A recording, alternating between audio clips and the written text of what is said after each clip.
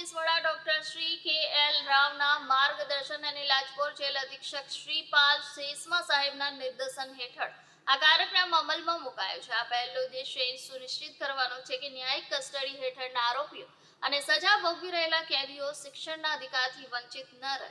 જેલમાં રહી શિક્ષણ મેળવી તેઓ જેલ બહાર ઉજ્જવળ ભવિષ્ય અને કારકિર્દી ઘડી શકે તે દિશામાં આ પ્રયાસ સીમાચિહ્નરૂપ છે. આગામી પરીક્ષા માટે જેલમાંથી ધોરણ 10ના કુલ 10 વિદ્યાર્થીઓ પરીક્ષા આપશે, જેમાં 4 પાંખા કામના કેદી છે અને 6 કાચા કામના કેદીઓનો સમાવેશ થાય છે. તેવી જ રીતે ધોરણ 12માં અભ્યાસ કરતા કુલ 11 બંદીવાનો પરીક્ષાર્થી તરીકે બેસશે, જેમાં 4 પાંખા કામના કેદી અને 7 કાચા કામના કેદી છે.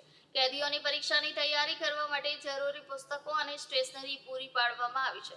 તદુપરાંત તેમના મનોબળને ઊંચું રાખવા માટે જેલ વહીવટી તંત્ર દ્વારા ખાસ આયોજન પણ કરવામાં આવ્યું હતું. જેલના નાયબ અધિક્ષક શ્રી એ.એચ. રાજપૂત અને વરિષ્ઠ જેલર શ્રી પી.ડી. હિહોરિયાના બંદીવાન વિદ્યાર્થીઓને પરીક્ષાલક્ષી માર્ગદર્શન આપ્યું હતું. આ દરમિયાન તેમણે પરીક્ષાર્થીઓને ગુલાબનું પુષ્પ અને મીઠાઈ ખવડાવી તેમના ઉજ્જવળ ભવિષ્યની શુભેચ્છા પાઠવી હતી.